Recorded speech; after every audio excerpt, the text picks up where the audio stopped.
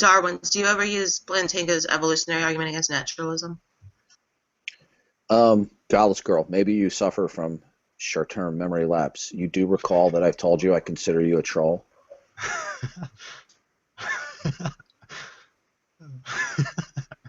Well, that's okay. Just so we're clear. You could still answer her question, though, right? Oh, I could answer her question. I choose not to, due to her chronic and past trolling behavior. Now, I have attempted on numerous occasions in the past to dialogue with her. No, I don't hold any animosity toward her. I'm very friendly toward her. Well, not right now. You're not. Right now, you're being. No, I'm not being unfriendly. She knows me. She's visited my room on Paltalk on many occasions. I have interacted with her on numerous occasions on Paltalk. But when she persisted in her trolling behavior, I was being affable. Oh yeah, I'm not saying you're not being affable. I'm just saying, don't you recall that I told you that I consider you a troll, and that when I classify somebody as a troll, in my view, I'm no longer.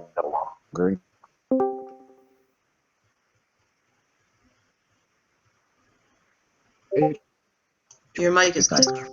Oh, I said it's not that I have animosity. What is Darwin saying? It's not that I don't like you. I was talking. I said it's not that I dislike you or think you're being malicious. I just think you can't help yourself. Darwin's won't talk to me because he said I'm a troll. I was being affable too. Yeah. Well, Thomas, what do you think the troll accusation amounts to? Well, normally it's because he's afraid to debate the person, so he puts them on his troll list. You don't think that it's because he's afraid to debate you that he calls you a troll? Well, that's usually why he calls people trolls, but I think it's because I was mocking him this time. Well, do you think that shows some kind of psychological weakness, that Darwin's is so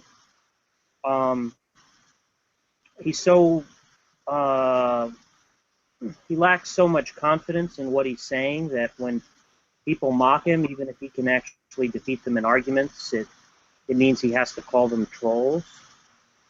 Yeah.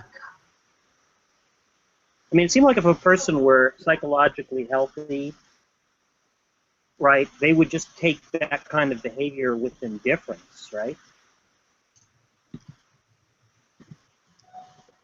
They would just sort of laugh it off, right?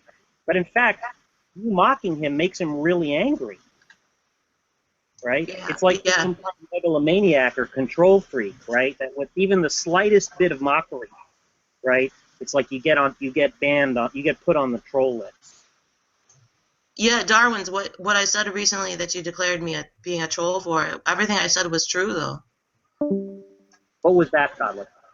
Because when we were on Paltalk in Nyclat's room, I said that it's obvious to everybody that he declares people trolls because he can't debate them, and that he runs every time you show up. Yeah. So what happened? Is Amon here? Yeah, I'm here.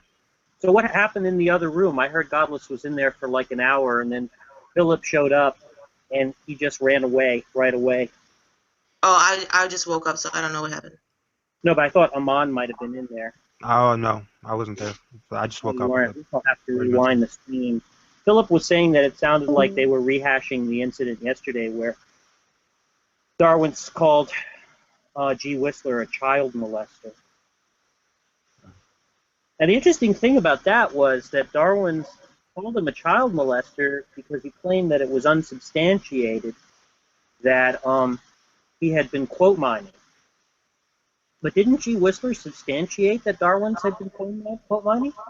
Well, he said it was in the link that EF provided. Right, so of course that, I mean, substantiated because everyone can check the link, for one. But also, I don't understand why EF took it maliciously, right? It seemed like, at least from what I heard, it just seemed like G. Whistler was saying, well, look, I think you got the facts wrong here because the link is about money or something. Right? It didn't seem like he was accusing EF of being like a child.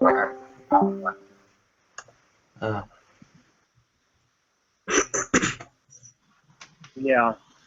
So G. Whistler was able to substantiate that Darwin's was quote mining, but Darwin's wasn't able to substantiate that G. Whistler is a child molester. I guess we're going to have to learn from one of the people in the other Hangout whether, or we'll have to rewind later, whether Darwin has apologized to G. Whistler for calling him a child molester. Right. You want to take a bet on that, on whether he's done that? I'm willing to bet he hasn't. Yeah, that's the bet I would take.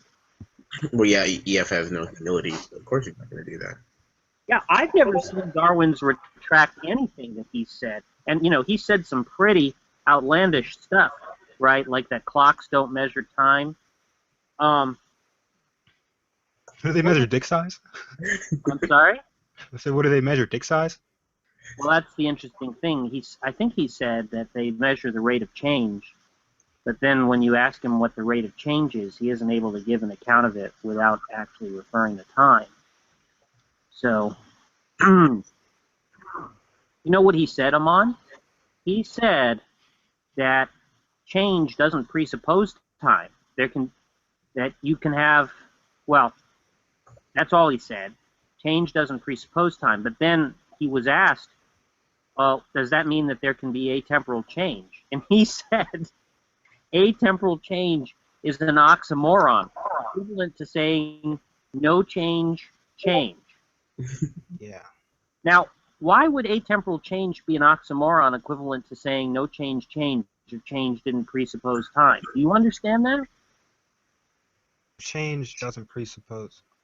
Yeah, meaning it seems like if change doesn't presuppose time, that means you could have atemporal change, Yeah, exactly. right? But then when you say, well, does that mean you could have atemporal change? Darwin says, no, that's an oxymoron. That would be like saying no change, change. That's just two ways of saying the same thing. Yeah.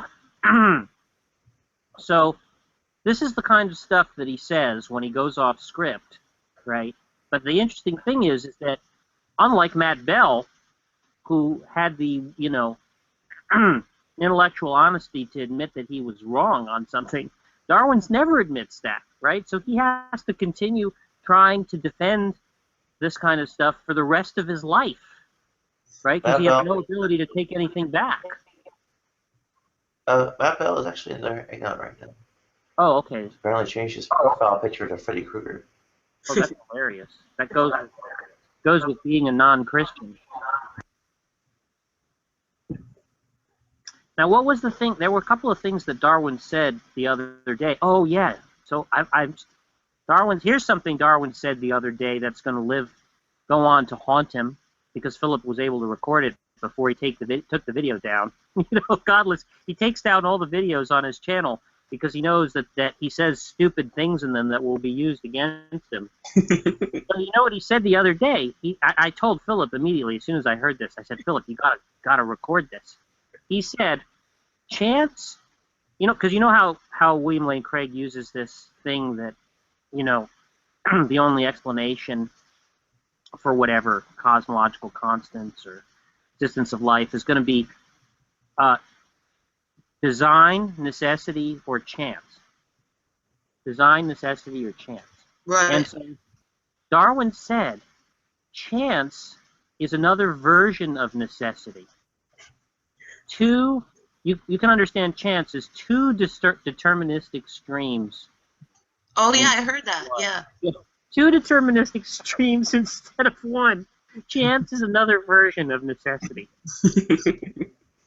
Now, I mean, this is just going to become another joke in the endless, the magical piñata, mystique of Darwin's deity, of just one more hilarious thing that he said when he's gone off script that's going to come back to haunt him, because we're never going to get any explanation of how chance is a version of necessity, right? It's just going to become a big joke, that's going to follow him around for years. So what did you mean, Darwin's, when you said chance is a version of necessity? What does that mean exactly? Well, I'll be right back. I've got some lunch to make. It was interesting. He also brought that up yesterday when I was asking about the hypothesis of a universal common ancestor. But he didn't use design. He used the word agency. Well, because he doesn't understand the argument, or he probably can't remember. Probably misremembering from the William Lane Craig video, the 5-minute William Lane Craig video that he probably watched on the fine-tuning argument. But didn't Amon catch him in a contradiction yesterday? Oh, yeah, wait, I think I have that here. So yeah, let's hear that. I want to get this straight. I always wonder if he doesn't realize that other people know he sits there and watches after he falls silent. Well, you know what's funny, Godless, is I wonder who he thinks really believes him about this troll stuff, right? Because here's a person, right, who can't restrain himself when an atheist says... I know somebody who does believe. Who is... Chicken Delight on Paltalk. Yeah. So the funny thing is that Darwin's would really have people believe that he has a good response to my arguments, but he's just holding back. Right. Does anybody believe that? I mean, it's just unbelievable that he thinks that people don't know that he isn't, just a complete fucking liar when he says things like that. I mean, if he thought he had a good answer, he would break his silence rule in a minute, right? Because he's done that in the past. Every once in a while he thinks that me or Philip, or anybody says something that's stupid, usually because he misunderstands what's being said. And all of a sudden he'll say something like, well, I'm going to break my long-standing rule, just this once, right? And he'll try to respond, in order to make fools of us. And then, of course, when we counterattack, he goes silent again, right? when he realizes Gambit has failed, But he would like to have everybody believe that he's sitting on all these incredible counter-arguments that he just refuses to produce. I mean, it's the same thing with the evidence for the existence of God. Amon, on Paltalk, one of the room owners, Olivia Moon, and they asked Evolution False, or maybe it was David Redfern, her husband. They asked Evolution False, Darwin's deity. They asked him whether his belief in God was a basic belief, because he never seemed to be able to produce any arguments for it. And he said, no, I believe in God because of the evidence. Now, to this day, that was probably like a year ago or two. To this day, we're still waiting for the evidence. Now, do you think that if Darwin's deity had good evidence for the existence of God, he would hesitate to produce it? Well, let's give him the benefit. Let's give him the benefit of the doubt, Jack. Maybe he changed his mind. Maybe he doesn't. Maybe he no longer believes that there's evidence for God, and he just presupposes it.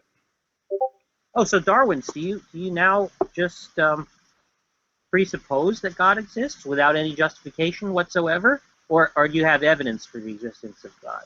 Well, Jack, I think, is there anybody here who's not on his troll list that can ask him the question, because he's not going to answer since you're on the troll list? Well, Amon seems like his place on the troll list is depends on whether what Amon is saying seems stupid to Darwin's deity. Once Amon starts to seem smart again, Amon's back on the troll list. A few people like Amon are just put on the troll list temporarily for one conversation, and then Darwin's engaged with them. Yeah. You better watch out, Amon, because pretty soon you're going to be put on the troll list permanently. Yeah. Better watch out. So, God forbid that happens. Well, now here's the other thing. Not only has he said, so not only does he have this evidence for the existence of God, right, which somehow he's just sitting on, holding back, for some reason. He just doesn't want to produce it, even though it pretty much establishes with overwhelming likelihood that the Christian God exists. But, it's important to keep it a secret. Not only that, he used to say, before he was asked that question, he used to say, when he was asked, why do you believe in God? He used to say, because of the design inference, So we started to ask him, oh, really? Because of the design inference? And so what is that inference exactly? Can you tell us that inference? And of course, there was a lot of lunch making and dog walking, phone calls, and having to pick somebody up. And so then we were like, well, it doesn't seem like he wants to produce the inference, even though it establishes the existence of God. You know, even though he styles himself a dominant debater. Oh, there he goes. Yeah, we dropped. Uh, Oh my god. so we started to ask him for just the first premise. You know, just give us like the first premise to the design inference. But we never even were able to get that. Well, maybe next time he comes in. Yeah.